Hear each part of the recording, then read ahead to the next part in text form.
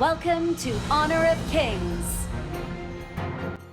បាទសួស្តីអ្នកទាំងអស់គ្នាវិលត្រឡប់មកជួបគ្នាសាជាថ្មីជាមួយនឹងវីដេអូ Game Honor of King ហើយនៅក្នុងវីដេអូនេះដែរគឺខ្ញុំធ្វើការលេងទៅលើ Hero Lee Sin ដែលជា Hero មួយដែលខ្ញុំអាចលេងសោះហើយក្នុងវីដេអូនេះគឺជាវីដេអូ Game ទី1ដែលខ្ញុំលេង Lee Sin តែ game នេះចេញមកយើងរៀងគួរសមដែរយើងអាចលេង Hero ហ្នឹងទេតែយើងអាចវាយបាន First Blood ក្នុង game ហ្នឹងហើយកន្លែងហ្នឹងក៏យើងបានវិភាគទៀតមើលទៅរៀងដំណងដែរមើលទៅដូចជារៀងមានតំបន់លេបក្នុង game ហ្នឹងបាទហើយចំពោះ Hero Lee Sin នេះគឺជា Hero មួយដែលមាន skill ច្រើនណាស់មែនទែនខ្ញុំលេងដំបូងនឹងចង់វិលមុខ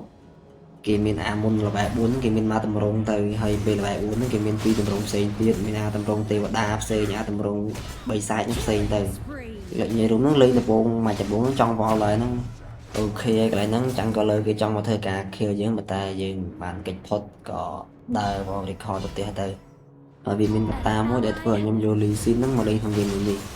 ហើយកត្តាមួយនោះគឺមាន skin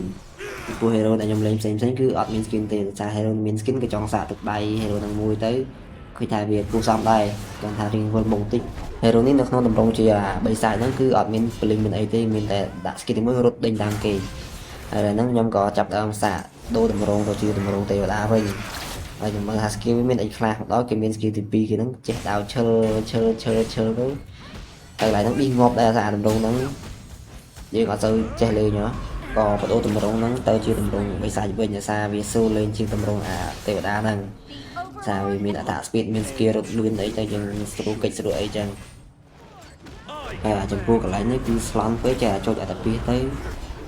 មកផ្លេចប្រែកាឡាពីរដងមានតាណារូទេអានេះតែប្រែកាឡាហើយគឺដើរយឺតដូចស្អីចឹងក៏មកកន្លែងហ្នឹងទៅតែហ្នឹងក៏យើងចេញមកវិញមកសងសឹកនេះគឺមកសងសឹកថាជួបhero ហ្នឹងគឺវាយ hero ហ្នឹងបានជួបហើយយើងធ្វើការវាយតែនេះគេក៏មកជួយទៀតយ៉ាងកន្លែងហ្នឹងគាត់ធ្វើការវាយ1 2ទៅអា hero ហ្នឹងពេលមាន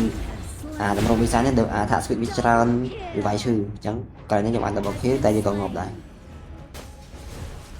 ហើយចំពោះកន្លែងហ្នឹងគឺយើងចូលមកជ្រៅពេកយើងតែឯងគេមក4ហ្នឹងក៏ជប់មកកន្លែងហ្នឹងទៅហើយគ្នាយើងមកអត់ទាន់ទេ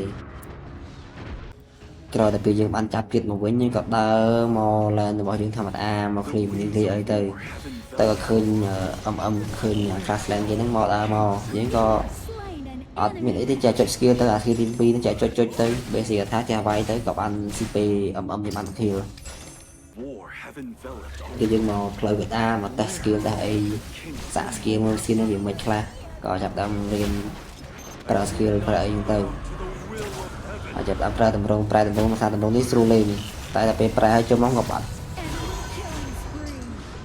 បាទចំពោះវីដេអូ game យើងនៅក្នុងថ្ងៃនេះក៏បានមកដល់ទីបញ្ចប់អរគុណសម្រាប់អ្នកដែលបានតាមដានទស្សនាតាំងពីដើមរហូតដល់ចប់